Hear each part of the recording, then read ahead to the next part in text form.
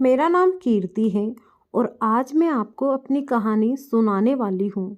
मेरे पापा मुझसे बहुत प्यार करते थे, लेकिन जब मैं छोटी थी, 8 साल की, तभी वो एक एक्सीडेंट में चल बसे।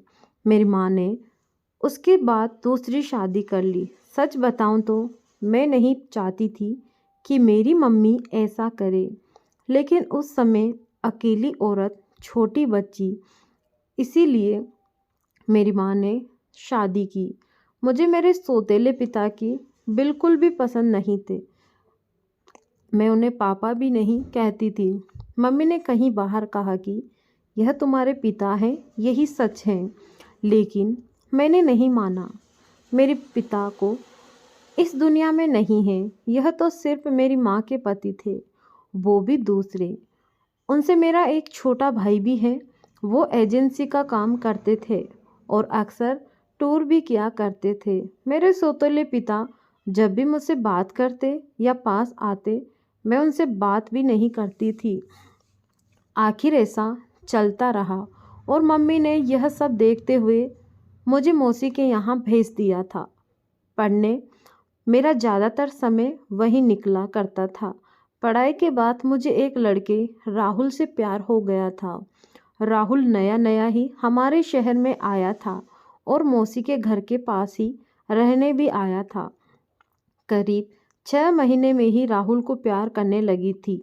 मैंने सोच लिया था कि शादी उसी से करूँगी।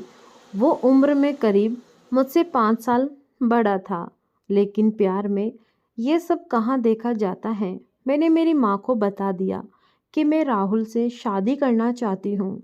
मेरी माँ ने बोला ठीक है। राहुल को मिलने के लिए मेरे घर बुलाया। राहुल अनाथ था, उसके पिता, माता और रिश्तेदार नहीं थे, इसीलिए वो खुद मेरे घर हमारी शादी की बात करने आया। मुझे बस मेरी माँ ही चाहिए थी, पिता से मुझे कोई मतलब नहीं था। लेकिन वो भी वही थे। जब राहुल आया था, माँ को लड़का पसंद आ गया। मैं खुश थी। राहुल चला गया और मम्मी भी कुछ काम से बाहर गई। जब घर में मैं अकेली थी, तब मेरे सौतेले पिता मेरे पास आए। बोले तुम उस लड़के से शादी नहीं करोगी। मैंने कहा आपसे किसने पूछा, चले जाइए यहाँ से। मैं वहाँ से जाने लगी, तब उन्होंने मेरा हाथ पकड़ा और फिर कहा तुम शादी नहीं कर सकती। इस बार उनकी आंखों में थोड़ा गुस्सा था। मैंने कहा मेरा हाथ छोड़िए और मुझसे दूर रहिए। मैं अपने कमरे में गई और दरवाज़ा बंद कर लिया। जब माँ आई तब मैंने कहा कि तुम्हारा पति मेरे साथ बदतमीजी कर रहा था। माँ ने कहा चुप रहो, कुछ भी उनके बारे में मत बोलो, वो हमेशा तुम्हारा भला सोचते हैं। मेरी माँ की आंखों पर तो जैसे पट्टी बंधी थी। माँ ने फिर रात में मुझसे बोला कि यह लड़का राहुल सही है, तू अच्छे से जान पहचान निकलवा लीना। मुझे समझ आ गया था कि उन्होंने इनके कान भर दिए। मैंने कहा कि खोट राहुल में नहीं है, तुम्हारे पति में है। वो मेरी शादी नहीं होने देना चाहते। पता नहीं उनके दिल में क्या है, लेकिन मैं राहुल से ही शादी करूंगी। मेरा फैसला मेरी माँ अच्छे से जान चुकी थी, इसीलिए हमारी शादी तय हो गई। शादी की तैयारियां होने लगी। मैं खुश थी। इस दौरान मैंने उनकी आंखों में अजीब सी बेचैनी देखी। मुझे साफ दिखाई दे रहा था कि वो चाहते नहीं हैं कि मेरी शादी हो। आखिर कौन बाप ऐसा सोचेगा, लेकिन वो पिता नहीं थे। आखिरकार शादी का दिन आ गया। सुबह में अकेले में राहुल से छत पर बात कर रही थी। जैसे ही मैंने फ़ोन रखा, मेरे मुंह पर किसी ने पीछे से रुमाल रखा और मैं बेहोश हो गई। जब मुझे होश आया तब मैं एक कमरे में एक बिस्तर से बंधी थी। मेरा मुंह भी बंद था। मेरी शादी वाले दिन मुझे यहाँ कौन उठाकर लाया? थोड़ी देर बाद कमरे का दरवाज़ा खुला और सामने से मेरे सौतेले पिता। उन्होंने मेरे साथ यह किया था, पर आखिर वो मुझे यहाँ क्यों उठाकर लाए?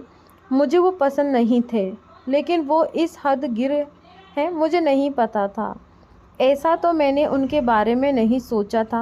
मैं यही सब सोच रही थी, तब वो बोले, मैं तुम्हारी शादी उस लड़के से नहीं होने दूंगा। वो खाना लेकर आए थे। उन्होंने मेरा मुंह खोला। मैंने कहा कि क्या चाहते हो? तुम मेरी शादी से इतने परेशान क्यों हो? मुझे यहाँ बांध कर रखा है। यही है तुम्हारा असली चेहरा। मेरी आवाज़ तेज होती देख उन्होंने मेरा मुंह वापस बांध दिया। आज रात मेरी शादी थी और रात को मैं यहाँ इस कमरे में बंद हूँ।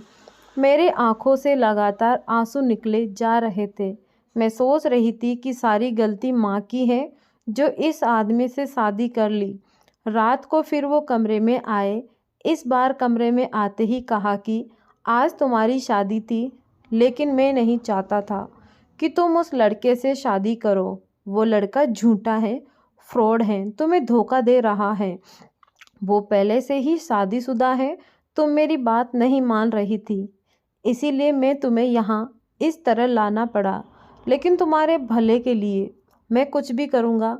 मैं 3 साल पहले जब शहर के बाहर कुछ काम से गया था, तब मुझे यह लड़का होटल में एक लड़की के साथ दिखा था।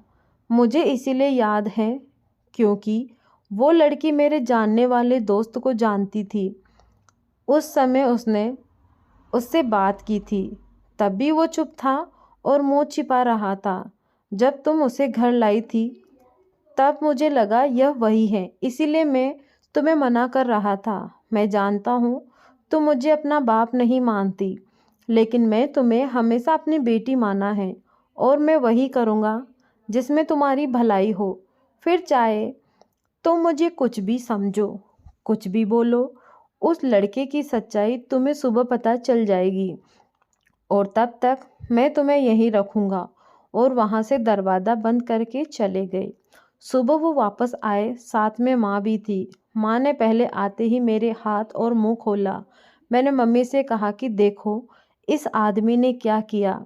तभी अभी तक मुझे उनकी बातों पर रत्ती भर भी विश्वास नहीं था। लेकिन फिर दरवाजे से एक और औरत आई। उसके हाथ में एक छोटा बच्चा भी था। वो औरत बोली कि यह सही बोल रहे हैं, वो आदमी धोखेबाज है, उसने मुझे भी धोखा दिया। वो अनाथ नहीं है, उसके घर वाले भी हैं। मेरे सामने वो खड़ी वो औरत, उसका बच्चा, मेरी माँ, इन सबको देखकर मुझे भी अब यकीन होने लगा था। मैंने उसी समय राहुल को फ़ोन लगाया, लेकिन उसका फ़ोन ऑफ था। शायद उसे भी पता चल गया था कि उसकी सच्चाई सामने आ गई। उसके खिलाफ अब जो भी कार्रवाई होगी वो पुलिस करेगी।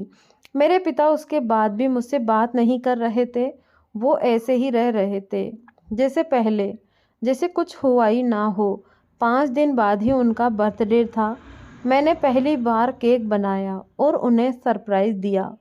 उन्हें बोला, हैप्पी बर्थडे पापा। मेरे ऐसा बोलते ही उनकी आंखों में आंसू आ गए। इतने सालों से दबा रखे थे शायद। बोले, बेटा बस अब मुझे ज़िंदगी से कोई शिकायत नहीं, अब मुझे कुछ नहीं चाहिए। तुमने मुझे पापा कहा, बस इतना ही मैं सुनना चाहता था। तब मुझे समझ आया कि मैं कितनी कच्ची हूँ इंसान पहचानने में। घर में मेरे सामने मुझे इतना प्यार करने वाले पिता थे, उनका मैंने कभी सम्मान नहीं किया और बाहर उस राहुल की झूठी बातों में आ गई। मेरे पिता ने ना सिर्फ मेरी लाइफ बचाई, बल्कि मुझे यह भी बताया कि मैं कितनी गलत थी। तो दोस्तों, कैसी लगी आपको ये कहानी? आप हमें कमेंट करके ज़रूर बताएं। और अगर आप हमारे साथ पहली बार जुड़े हैं तो चैनल को ज़रूर सब्सक्राइब करें। धन्यवाद।